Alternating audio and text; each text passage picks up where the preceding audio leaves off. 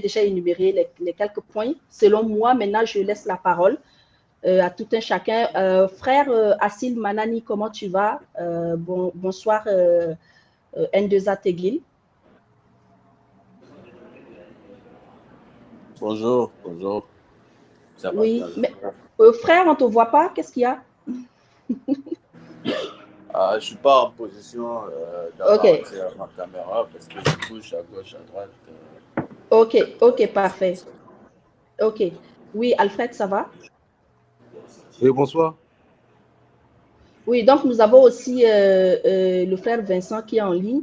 Donc je vais juste, il y a le frère Assil qui a quelque chose à faire. Donc on va juste le laisser intervenir vite fait, frère Vincent, si tu es d'accord, parce qu'il il va pas tarder avec nous, il va aller travailler. Donc on va juste lui laisser la parole et puis après nous on va continuer. Frère Assil, tu as la parole, s'il te plaît. Merci, merci Jouvence. Bonjour Alfred. Bonjour l'autre frère, j'arrive pas à bien voir son nom. Ouais. Bonjour tout le monde, j'espère que vous allez bien. Pouvez-vous s'il vous plaît juste m'édifier par rapport au mariage interethnique? J'avais pas suivi ça afin que je Ouais, puisse... ouais, c'est ça. Je disais que il y a aussi ce côté de mariage intercommunautaire qui fait que c'est difficile, comment dire, la cohabitation pacifique. La cohabitation, je peux dire, si je peux me permettre le terme de dire nationale, parce qu'on ne se marie pas vraiment entre communautés. Tu vois, on voit des mariages nord-sud, par exemple, mais c'est pas beaucoup. Est-ce Non, que tu mais vois un peu? le, le vivre ensemble ne se résume pas d'abord sur l'aspect du mariage intercommunautaire ou Non, ça c'est juste un point. interreligieux. Ça c'est juste un point parmi tant Ouais, d'autres ouais. que j'ai relevé au fait. Non, mais je tiens aussi à me prononcer sur ça parce que Parfait. je vois ça comme argument des fois positionné par nos compatriotes. Certains de nos compatriotes se disent par rapport à ça. D'abord et On avant tout, t'entend pas bien, hein. Tu peux parler un peu à haute voix, s'il te plaît. On t'entend pas. là, m'entendez-vous mieux? Ouais, c'est bon. Ok. D'abord et avant tout, c'est pas un problème tchadien, ça c'est un problème religieux, l'aspect du mariage. Je veux pas rentrer dans ça, mais ça définit pas le vivre ensemble. Le vivre ensemble, on doit d'abord songer à la justice, à un Ouais, bon système de gouvernance, à c'est ça. l'inclusion. Ouais. Euh, il y a d'abord l'ignorance en tant que telle, et puis tu avais bel et bien parlé sur l'aspect de l'éducation en tant que telle, parce que le système éducatif, si le système éducatif est à terre, donc on ne pourra pas façonner aucune génération future Ouais, pour assumer leurs responsabilités, que ce soit même sur l'aspect civisme ou même l'aspect de la famille en tant que tel. effectivement. Oui. D'abord, il faut revoir ça. De l'autre côté, il y a l'aspect de la malhonnêteté, il y a l'aspect de l'ignorance, et aussi il y a l'aspect de cette forme de haine qui est manipulée, que Mhm. ce soit par les partenaires occidentaux ou aussi par le système qui est créé par eux. Parce que si vous voyez ce système n'a jamais favorisé l'émancipation, le développement de la pensée critique, le civisme, les droits des citoyens. C'est un système qui a été créé juste pour empêcher ces atouts. Donc, si une nation ou un pays songe à se développer, d'abord, ils sont unis. Ils sont unis par l'obligation de la terre. Quelle est cette obligation de la terre? Le patrimoine qui nous lie aujourd'hui, c'est le Tchad. Et de l'autre côté, il y a aussi la peur de l'inconnu, l'individualisme, l'hypocrisie. Donc certains, ils sont confortables dans leur ignorance. Ils Mhm. se disent que, bah ouais, on a vu ça dans le passé. Si aujourd'hui, nous, on perd notre acquis, par exemple, demain, on va se tirer une balle dans notre propre jambe et puis on a creusé notre propre tombe. D'une façon ou d'une autre. D'abord, il y a l'aspect de l'éducation. Il y a l'aspect de conscientisation, conscientiser les gens par rapport à leurs responsabilités. Donc, si on arrive à instaurer un système Ouais. de gouvernance sainte avec égalité, inclusion et justice, on pourra progresser. Mais là, il y a des problèmes devant nous parce que je ne veux pas je suis pas dans dans cette rhétorique de blâmer une région ou bien une religion ou bien une ethnie. Ça, c'est archi faux. Ce système qui est là, ce système trentenaire, représente tout le monde, tous les Tchadiens. Sur les 23 premiers ministres passés, 19 ou 20 étaient tous des sudistes, ou 18 étaient tous des sudistes. C'est une réalité. Le premier ministre le premier ministre de l'énergie, du pétrole, était issu de cette zone. Il a trahi sa propre zone, sa propre terre. Donc, ce n'est pas la religion, ce n'est pas la région, mais c'est un système. Maintenant, qui a instauré ce système?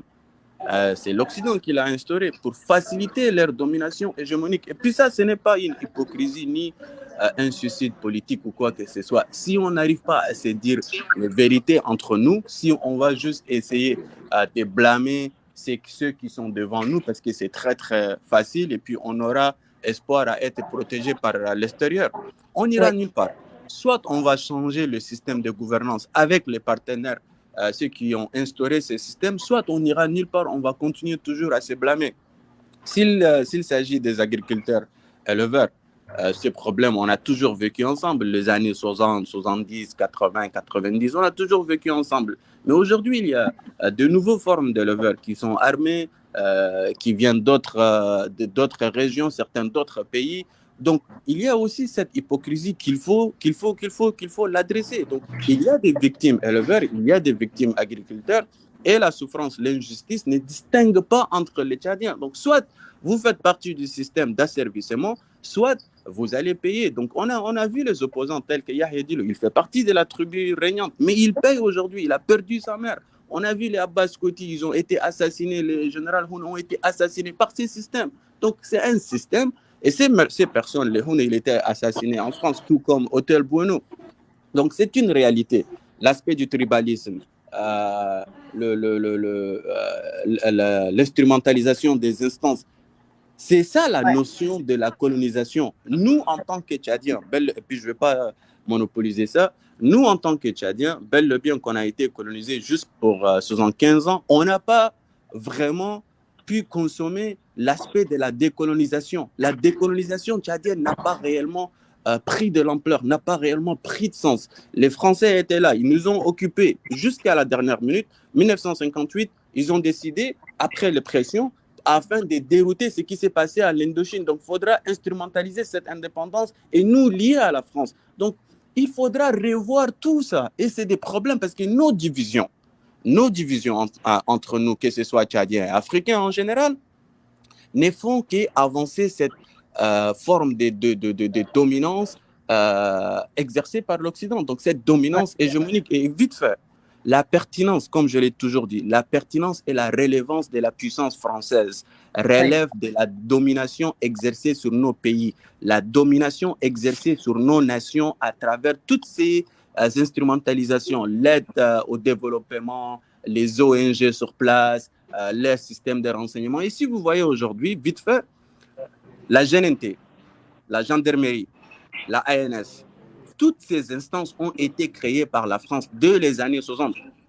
La chute de Tambalbaye a été orchestrée par la France. La France avait entouré le palais présidentiel juste après l'assassinat de Tambalbaye. Elle avait accueilli les Kamougé et les autres. Maloum avait entrepris une politique de réconciliation. Réconcilier les Tchadiens, ça va leur coûter leur domination. Dorénavant, il faut les chuter. Donc ça, c'est des choses qu'il faut regarder. Je ne suis pas de ces gens qui balayent. Tambalbaye a commis des atrocités. Il ne faut pas oublier ça. C'est documenté dans les archives, que ce soit européens, français, américains.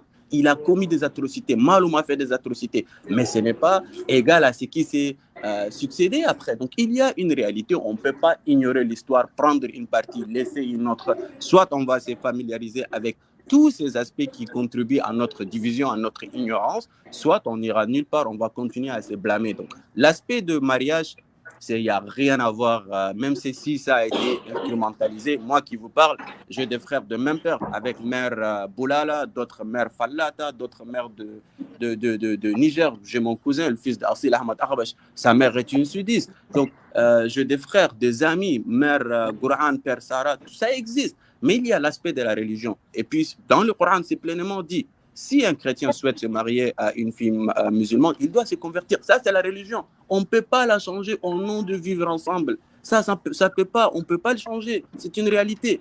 Maintenant, l'aspect de vivre ensemble, focalisons sur la justice, sur l'inclusion, sur le développement et le départ de cette forme hégémonique qui contrôle aujourd'hui l'opposition, la partie civique et le gouvernement. Merci beaucoup et puis désolé, j'ai monopolisé ça. Hein. Ouais, je ne sais pas si les autres ont quelque chose à ajouter par rapport à ce que tu viens de dire. Ouais, je serai là pour quelques minutes. Ok. Population. Oui, Alfred, tu as quelque chose à ajouter? Oui. Bon, je crois que le frère Alfred, nous avons suivi avec grande attention l'intervention du frère Alfred. Moi, ce que je voudrais dire par rapport à son intervention, primo, c'est que aujourd'hui, nous ne sommes pas là pour énumérer les différents qui sont en train de gangréner cette paix entre les fils du Tchad en général. Mais nous les avons déjà ciblés plus ou moins et que nous voulons faire plutôt des propositions. Et vu que la communication ou bien ce que nous sommes en train de faire, nos aînés l'ont fait, comme il a su mentionner, les tentatives de réconciliation. On se dit les vérités, mais à un certain niveau. Mais si vous voulez réellement que nous mettions une base de communication et d'information pour permettre aux autres de pouvoir comprendre l'enjeu ou bien la pente sur laquelle nous nous trouvons en ce moment par rapport au bien-être ou bien à une vie de paix au Tchad, il faudrait que nous exprimions dans des termes qui permettront aux citoyens lambda de comprendre l'enjeu.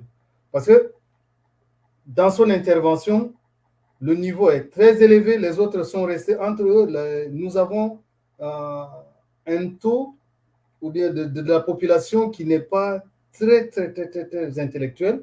Et si nous voulons vraiment faire passer l'information, allons-y terre à terre, avec des termes aussi si simples que ça, et que les médias puissent relayer ce genre de débat pour que tout le monde puisse accéder à l'information, à l'enjeu ou bien au danger qui nous guette dans notre pays, pour ne pas qu'on arrive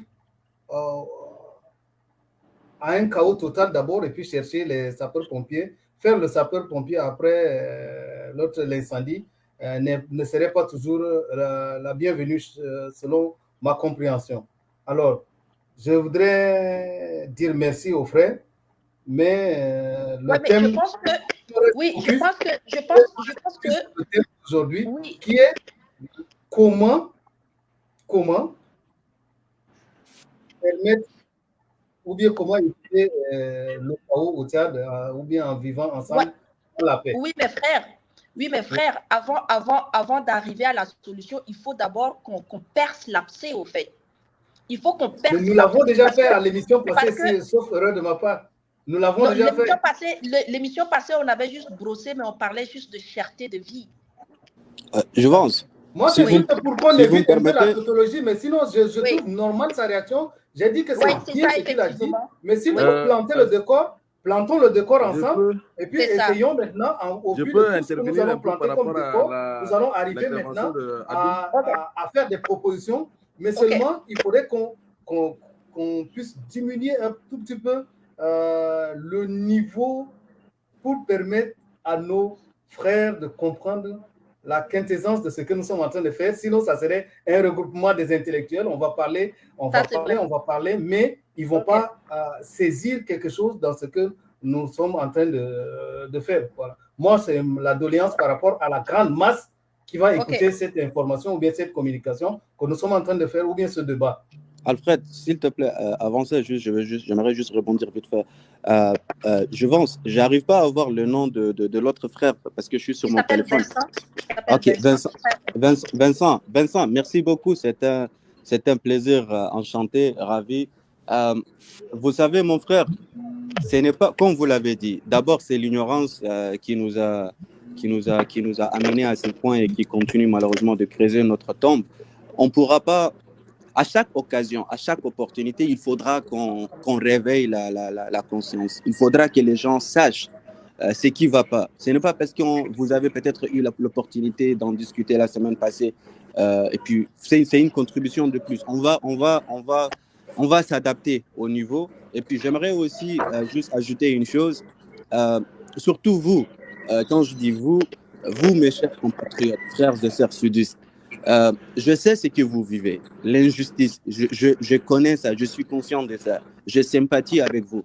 Cependant, ce n'est pas assez, il faudra faire plus que ça. Moi, ce que je veux faire, va vous passer mon numéro de téléphone, Vincent. Vous pouvez le passer aux villageois là-bas, que n'importe quelle forme d'injustice, qu'il me la relaye directement sur mon numéro de WhatsApp. Pas la haute voix, on a des difficultés à écouter qu'il me relaye toute forme d'injustice avec preuve, qu'il me l'envoie directement sur mon numéro de WhatsApp. Jouvence va vous les donner.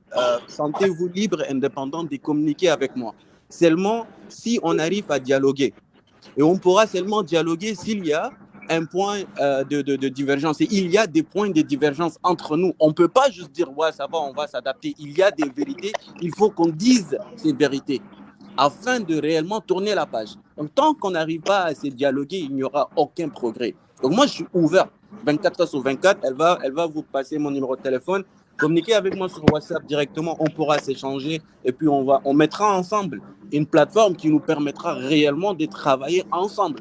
Nordistes, sudistes, musulmans, chrétiens. Ce qui nous préoccupe, c'est le Tchad. Et puis on va s'adapter aussi au niveau des Tchadiens afin qu'on puisse progresser ensemble. Merci beaucoup. Je vais suivre l'intervention de mon frère Alfred et puis après je dois bouger pour le boulot. Merci beaucoup. Hein. Merci Adoum. Merci de nous ramener d'abord à la jeunesse de la chose parce qu'il faut qu'on comprenne le pourquoi nous sommes arrivés là et c'est très important pour que beaucoup Alfred, de jeunes ne savent pas. Parlez à haute voix, les gens ont du mal à vous écouter en ligne. Oh, mais là on risque de crier ça.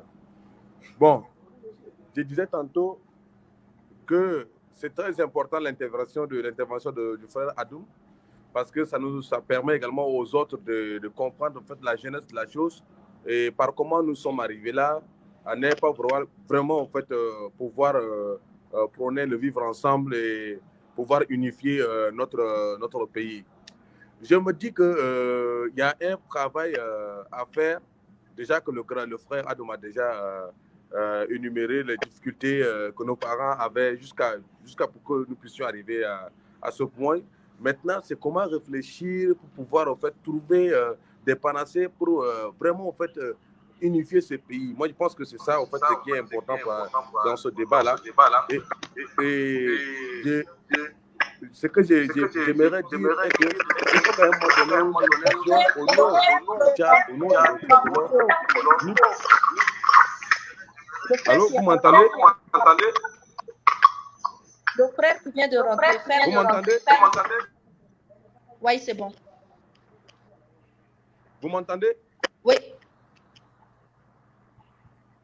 Voilà. Moi, je pense qu'au fait, il faut qu'on essaie en fait, d'être au-dessus de nos divergences religieuses, divergences ethniques. Parce que moi, je pense que c'est toujours ça, en fait, le fond, le nœud du problème. Et que je me dis qu'à un moment donné, pendant les problèmes, il y a une mauvaise éducation que les parents ont transmise aux enfants. La méfiance. Comment se méfier de son frère. Parce qu'il y a un passé qui a vraiment, en fait, qui est entré dans l'ADN de certains parents et qui n'arrivent pas à supporter, au fait, la cohésion ou bien le vivre ensemble. Et il y a des enfants qui ont grandi avec ça. Et que jusqu'à là, ils sont méfiants l'un vers l'autre.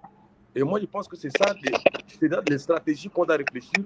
Comment pouvoir enlever cet esprit-là de méfiance de son frère sudiste, de son frère nordiste là, dans la tête. Parce que jusqu'à aujourd'hui, moi, je pense que c'est des choses qu'on vit tous les jours. Tu arrives dans un pays, Ngambaye par exemple, le Ngambaye, il se méfie du Doum. Ça, c'est ce que nous vivons tous les jours. Mais comment arriver à pouvoir effacer ça dans la tête des gens? Parce que moi, je me dis que si nous sommes encore au-dessous de tout ce qui de nos appartenances ethniques ou religieuses et autres, nous allons parler au fait d'un pays unifié. L'exemple est là. Nous voyons assez de pays aujourd'hui qui sont un peuple. Moi, j'ai fait toujours recours à cette notion d'un peuple. Parce que tant qu'on arrivera à la notion d'un peuple, je crois que nous ne parlerons plus de sudus ou de nordus. Donc, tant que cette notion n'est pas atteinte, il y a un travail à faire. Il y a un travail à faire et je pense que chacun de nous a vraiment en fait des tâches à travers la communication pour que les gens puissent comprendre et que nous avons un seul objectif que le Tchad. Parlons du mariage. Moi, j'ai eu la chance quand même de faire le Mali, de faire le Niger et autres. Mais je me dis que, frère Assil, excuse-moi, il y a des gens où, au nom de la religion, essaient en fait d'exagérer. Vous voyez? Moi, dans un pays comme le Niger, pour que tu puisses savoir que non, tel est musulman ou chrétien, il se peut que c'est le vendredi à la mosquée que tu sauras que non, tel là est musulman. Sinon, les gens, ils sont ensemble, ils sont mélangés.